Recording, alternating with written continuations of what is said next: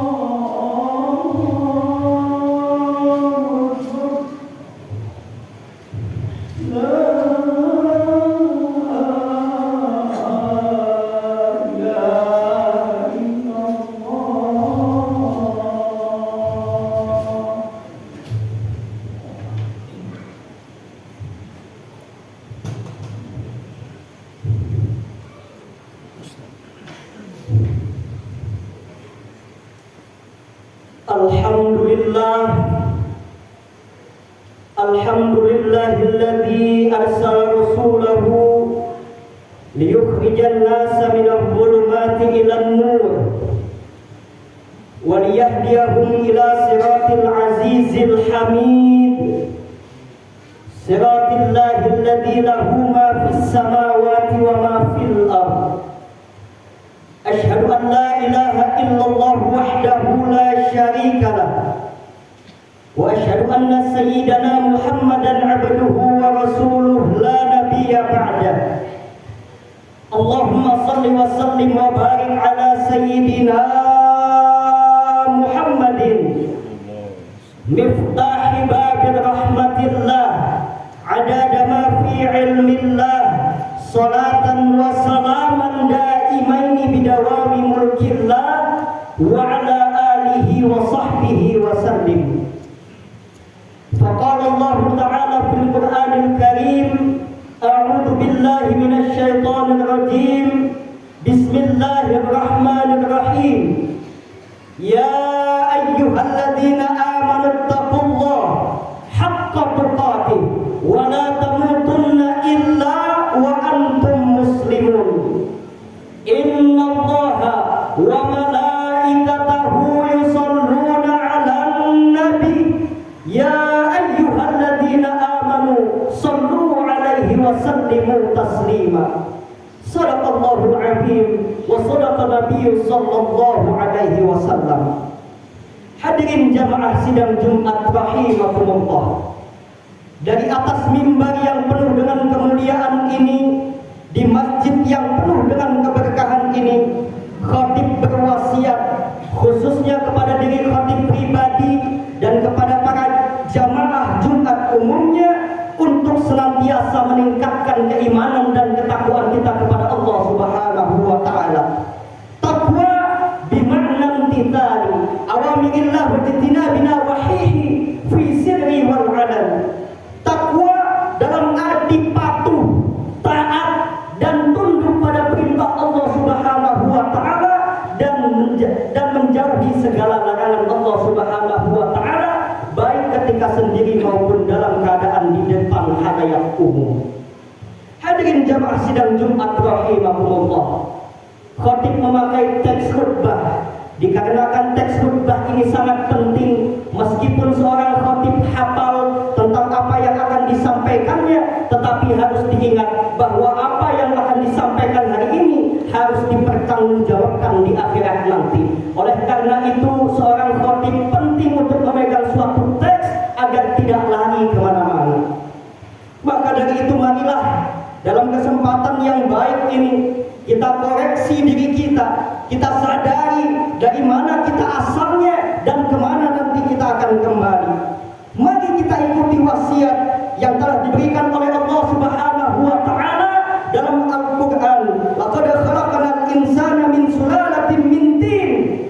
Maka telah kami ciptakan manusia ini dari pati sarinya tanah. Dalam pengertian bahwa semua tumbuh-tumbuhan yang ada di tanah itu pasti akarnya mengisap sari-sari yang ada dalam tanah, kemudian menjadi padi, tumbuh menjadi jagung, tumbuh menjadi buah-buahan. Maka itulah yang dimakan oleh manusia. Semua makanan ini dicerna atas izin Allah Subhanahu wa taala. Allah ciptakan perut manusia ini sebagai satu pabrik, sebagai suatu olahan yang begitu besar dan serba otomatis. Yang mana tidak usah kita bertanya buah ini mengandung apa, vitamin ini mengandung apa. Kalau Allah menghalalkan maka persilahkan saja makan.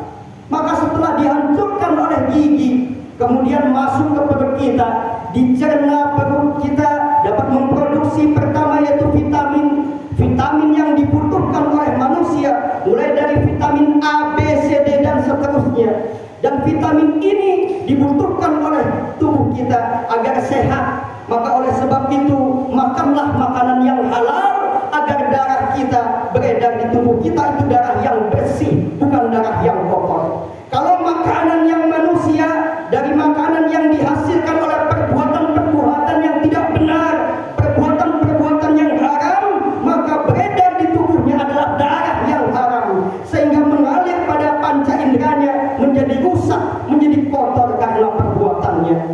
Katakanlah kalau misalnya pada saat itu dimakan dari hasil korupsi, maka menjadi darahnya berputar ke otak, darahnya darah korupsi. berpikir korupsi, dan segala bagian tubuhnya akan memanjang dan akan mengarahkan kepada perbuatan-perbuatan yang korupsi. Maka oleh sebab itu Imam Al-Ghazali berwasiat, janganlah kamu memakan barang yang haram agar darahmu itu bersih dari panca inderamu dan hatimu menjadi bersih. Dan yang kedua, perut ini memproduksi sperma yang bakal menjadi keturunan kita semua. Hadirin jamaah sidang Jumat rahimakumullah. Imam Ghazali berkata, bagaimana Anda bisa mempunyai anak yang soleh kalau kedua orang tuanya yang dimakan adalah barang yang haram? Allah ciptakan sperma ini, dalam Al-Quran disebutkan wa ja'alnahu nutfatan fi qararin makin. Kemudian Allah menciptakan dari saripatinya tanah makanan-makanan yang dimakan oleh kedua orang tua kita itu menjadi sebuah sperma yang ditempatkan di tempat yang terjaga, di tempat yang aman dalam rahim seorang ibu. Maka kemudian sperma ini tumbuh berkembang yang dinyatakan di dalam Al-Quran, tsumma khalaqnal nutfatan 'alaqatan fa khalaqnal 'alaqata mudghatan fa khalaqnal mudghata 'idhaman fa kasawna 'idhama lahman tsumma ansha'nahu khalqan akhar fa tabarakallahu ahsanul khaliqin.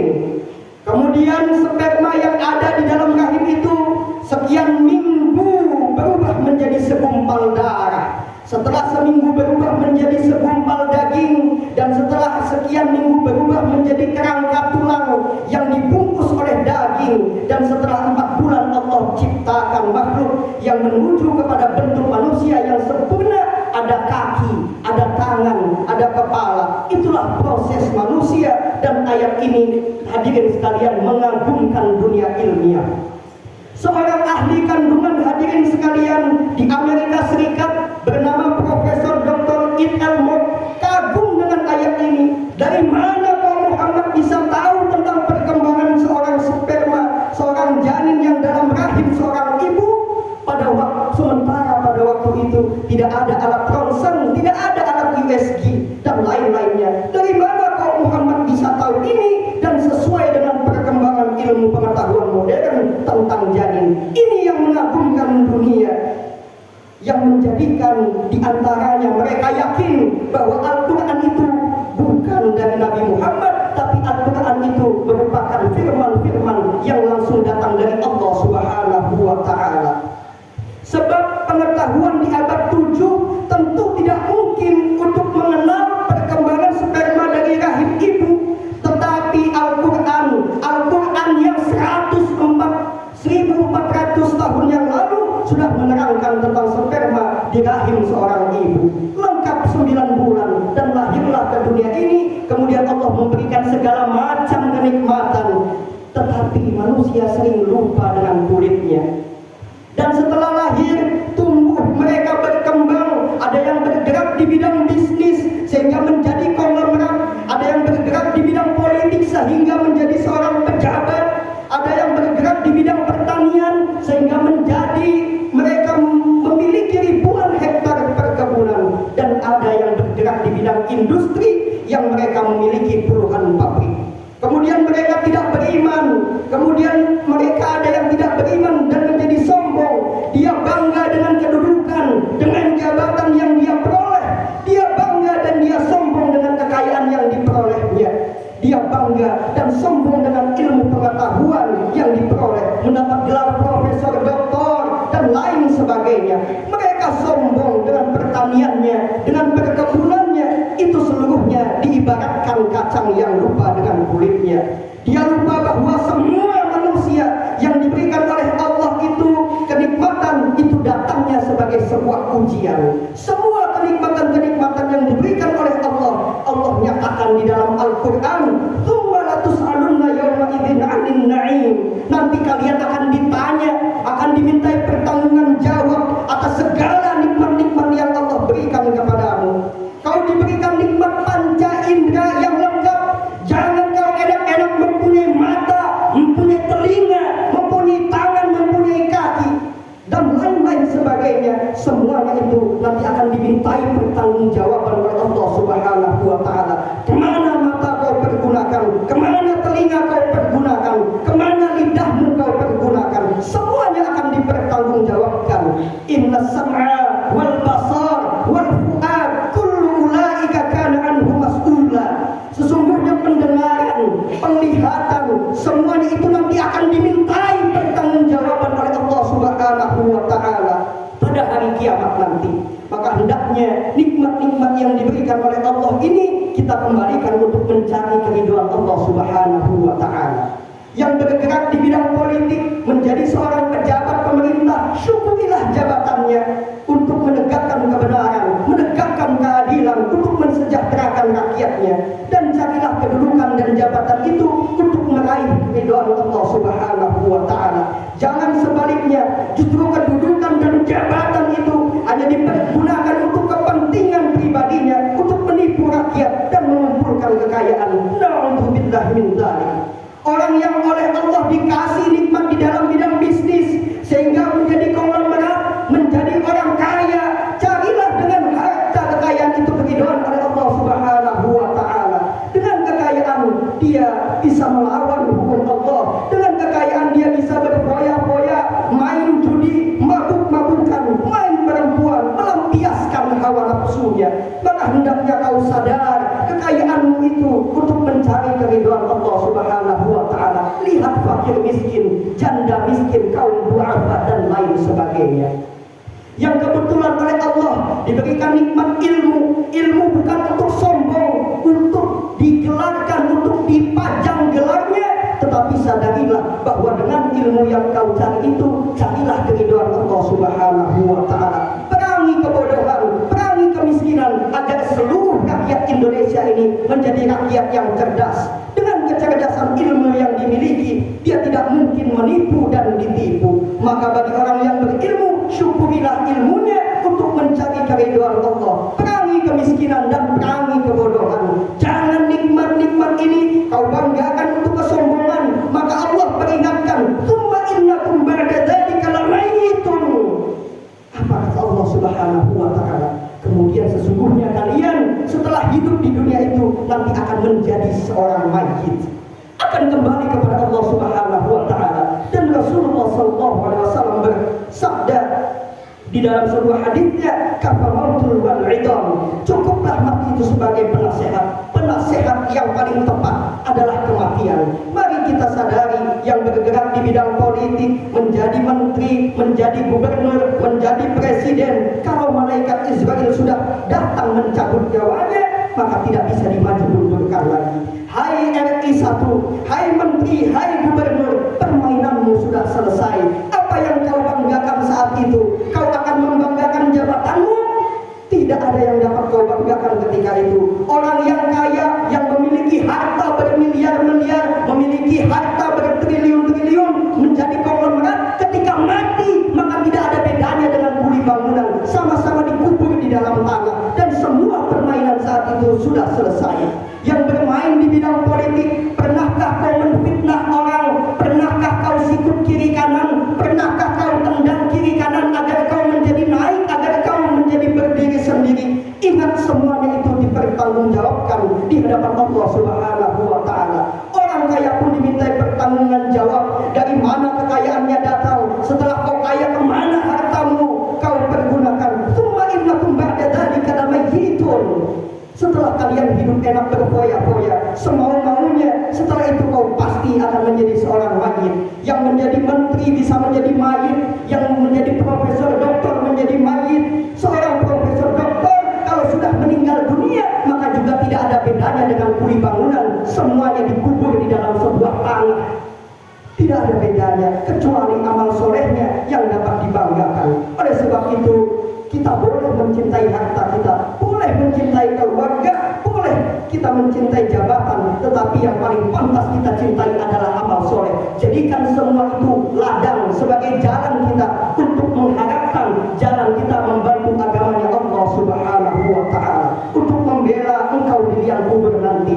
Maka hanya satu yang membela kita nanti di liang kubur adalah amal soleh kita sendiri. Ibadah sujud kita, ibadah sholat kita, ibadah puasa kita 5 waktu kita dan Ramadannya, serta zakatnya, hajinya, akhlaknya, itulah yang akan mendampingi kita di alam kubur nanti. Semua yang kita cintai meninggalkan kita, mobil, motor, istri rezeki yang sampai 3 bahkan 4 itu meninggalkan kita sampai liang kubur. Yang menemani kita hanyalah sebuah amal soleh. Maka di alam barzakh nanti kita akan berbahagia dengan amal soleh kita. Dengan amal soleh itu akan mengantarkan kita kepada surga. Begitu kita melangkahkan kaki ke pintu surga, maka amal soleh tersebut berkata, cukup saya mendampingimu dari dunia sampai ke alam akhirat ini, sampai ke dalam surga. Itulah amal soleh. Oleh sebab itu, kita yang dipanjangkan oleh Allah Subhanahu wa Ta'ala berupa umur ini, marilah senantiasa kita yang mana Allah Subhanahu wa Ta'ala berfirman, "Tsumma innakum yaumal qiyamati tub'atsun." Maka sesungguhnya kalian nanti pada hari kiamat, setelah dunia ini hancur kata Allah, maka Allah ciptakan akhirat. Maka barang siapa yang ingin akhiratnya bahagia, barang siapa yang akhiratnya ingin mendapatkan sebuah kenikmatan yang luasnya seperti luas langit dan bumi, arduhas samawati wal ard uiddat lil muttaqin, maka jadilah orang-orang yang muttaqin. Insyaallah kita semua mendapatkan kenikmatan di liang kubur nanti. Amin amin ya rabbal alamin. Barakallahu li wa lakum fil Qur'anil azim wa nafa'ni wa iyyakum bima fihi minal barakallahu li wa lakum fil Qur'anil azim wa nafa'ni wa iyyakum bima fihi minal ayati wa dzikril hakim. Fataqabbal minni wa minkum tilawatahu innahu huwal ghafurur rahim. Allahumma salli wa sallim wa zid wa an'im wa taqabbal wa barik bi jalalika wa kamalika la asyrafil ibadi sayyidina wa maulana Muhammadin an kulli sahabati rasulillahi ajma'in.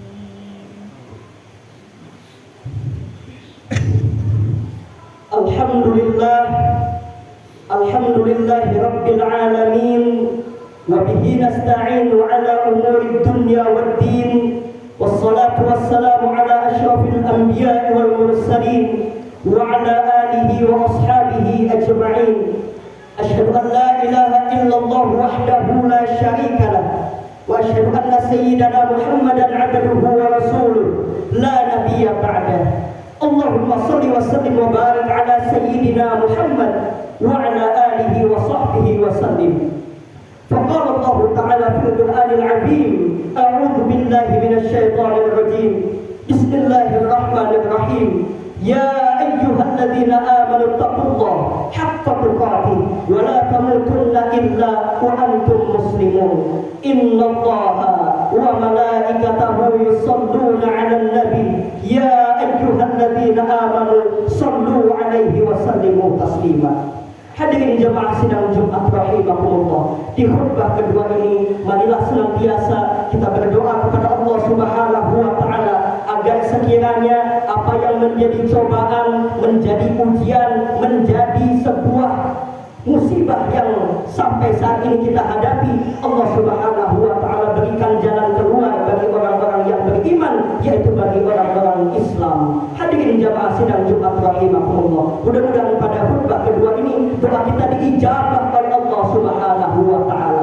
Dan kami ingin memberitahu bahwa pada kesempatan ini saya bernama Fikri Razatana yang merupakan utusan dari Dewan Pimpinan Wilayah Ikatan Dai Muda Provinsi Kalimantan Timur untuk melakukan sebuah safari dakwah. InsyaAllah sudah mengisi khutbah, dan barangkali bagi para jamaah yang tidak ada kesibukan setelah ini bisa bertahan.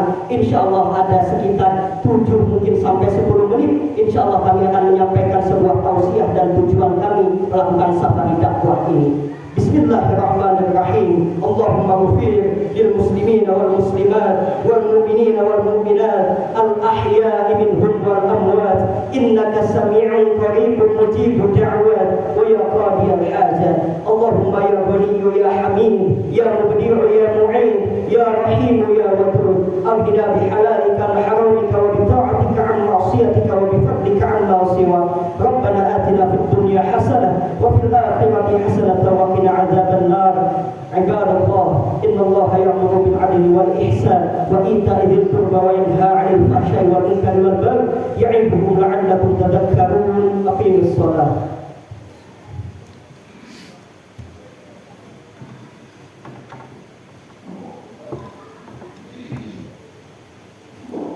wa